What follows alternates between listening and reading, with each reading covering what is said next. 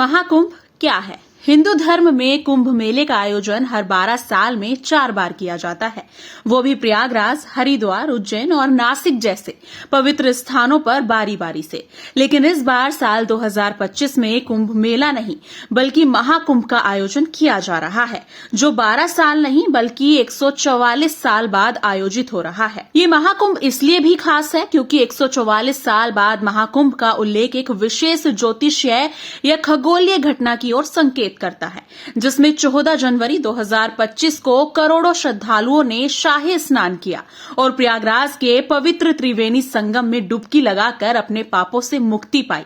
साल 2025 में महाकुंभ 13 जनवरी को शुरू हुआ था और ये मेला 26 फरवरी तक चलेगा, जिसमें 10 करोड़ से ज्यादा श्रद्धालुओं के भाग लेने की उम्मीद है।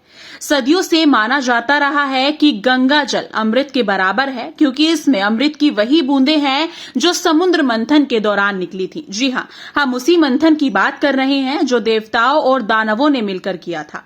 लेकिन अब अमृत के लिए दानवों में लड़ाई शुरू हुई तो कोई भी अमृत नहीं पा सका। इस संघर्ष के दौरान अमृत कलश की कुछ बूंदें धरती पर गिर गईं, जिससे महाकुंभ की शुरुआत हुई। ऐसा भी कहा जाता है कि महाकुंभ को मोक्ष प्राप्ति का अवसर माना जाता है।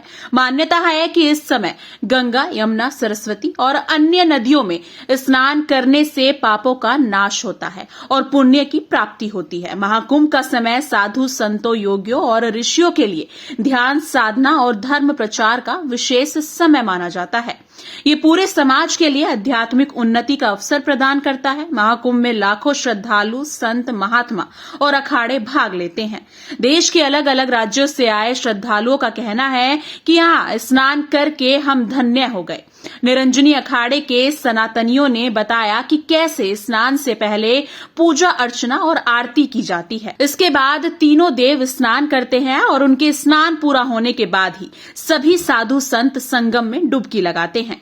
वहीं उत्तर प्रदेश के प्रयागराज में होने वाले महाकुंभ 2025 को लेकर योगी सरकार पूरी तरह सतर्क है। कुंभ को दिव्य और भव्य बनाने के लिए राज्य सरकार हर संभव प्रयास कर रही है। महाकुंभ की सुरक्षा के लिए यूपी पुलिस की ओर से खास इंतजाम किए गए हैं।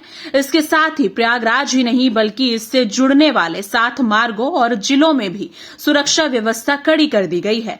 इस अवसर को कोई भी गंवाना नहीं चाहता, क्योंकि हिंदू धर्म में कहा जाता है कि यह अवसर केवल भाग्यशाली लोगों को ही मिलता है।